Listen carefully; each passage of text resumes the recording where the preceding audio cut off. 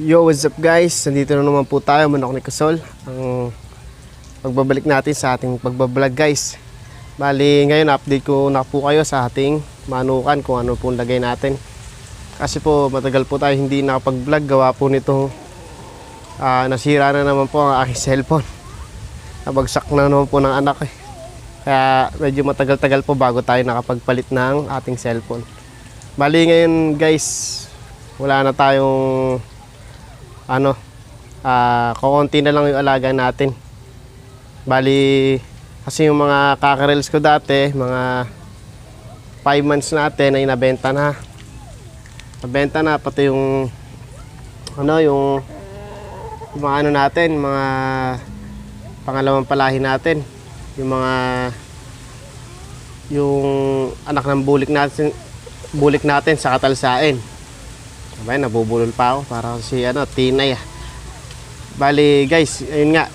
Ngayon, nabenta na sila kahit paano kumita tayo guys.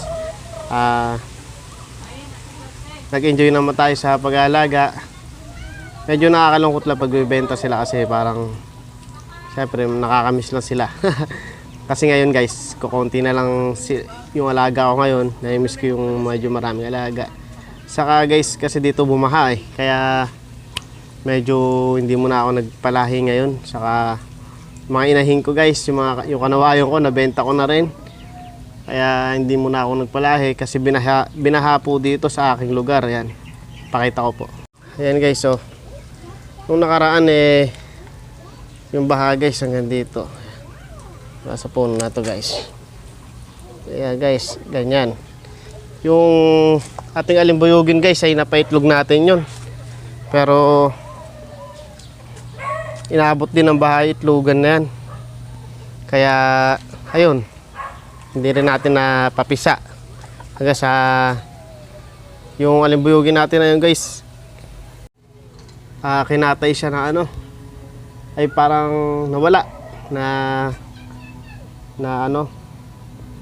may kumuha. Hindi ko mabangit, may nagnakaw nung alimbuyugin natin na babae guys. Yung pinaris ko doon sa alimbuyugin natin na isa ng kakarels na 5 months, ay 6 months. Ayun, napagpaitlog natin yun, nakasampung itlog siya. Kaso, nabasa nga itlog niya. Ngayon, pinakawalan ko siya rito sa bakuran dito sa atin. Kaso lang, nung dapat may bibili na sana kasi binibenta ko na at nag-aalis muna ako kasi nga, baha. Nahirapan akong alagaan sila kasi calamity guys.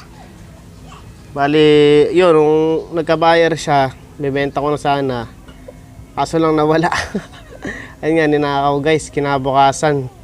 Yung yung balahibo niya, lumulutang sa baha.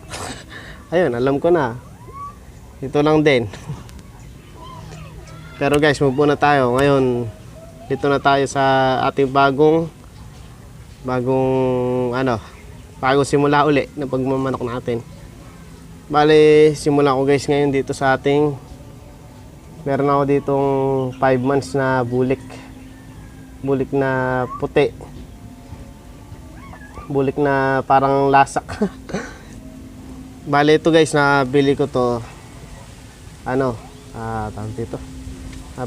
nabili ko siya 5 months, ngayon 6 months na siya. Bali, lugon siya. Ito siya guys, papakita ko. Ito siya guys, ayan. Ayan siya guys. Ang ating 5 months na bulik. Parang lasak siya guys, na andusing ang kulay niya. Pero try natin para may hinuli. Para magkaroon na naman uli na laman ng ating mga kulungan na yan guys. So wala na laman. Ito nga yung mga tipi natin guys. Dito guys, meron pa tayo na ito yung bala kong ipares sa kanila, kaso matatagalan pa kasi 3 months pa lang to guys. Ito yung huli natin palahi guys, yung natira, yan. Yung anak ng bulik saka grain na talsain. Dalawa silang babae, green legs. Yung mga kapatid nilang lalaki guys, nabenta ko na rin. 3 months pa lang nabenta ko na, may bumili na kaagad. Yan. Yan guys, maalagaan natin talaga ng todo to kasi isang peraso lang siya. Yun guys, bali yun lang muna guys kasi susunod na lang guys, may bago nga pala akong alaga ngayon. Bukod dito sa mga pinakita ko, meron pa akong bagong inalagaan ngayon na sinusubukan ng business. Sana panoorin nyo rin guys pag in-upload ko na. Next video na lang yung guys kasi masyado na tayo mahaba. Bali ayun lang, in-update ko lang kayo na nabenta na natin yung mga iba nating manok. Ay halos lahat ng manok natin guys, nabenta na natin. Kasi ito na lang alaga natin, isang 6 months na bulik, saka 2 bulik na 3 months na babae.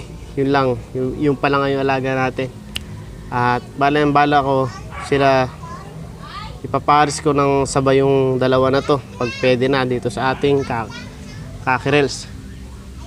Bale ngayon guys, matagal-tagal pa. Pero malay mo na, magkaroon ako ng iba pang manok na bago, di ba? Bale, yun guys. Salamat sa mga sumusuporta at nanonood pa rin. Matagal tayo nawala, ewan ko kung may manonood pa. Maraming salamat guys. Bye bye.